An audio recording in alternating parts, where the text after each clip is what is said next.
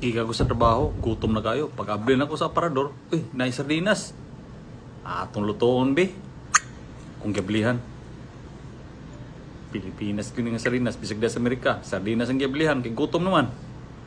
Karon, akong gitilo kang sabaw. Akong gisal, gisagulan akong kamatis sa sibuyas. Gisal kong kadiyot. Man. Pwede na ni. Karon, akong ibalik na ko sa kuwan, sa akong sudlanan. Yan, ikuha kong kanon, kay napaminamilit nga sabaw dito sa kaha. Akong gigisal ang kanon, karon, pwede na. Ngaon na ta.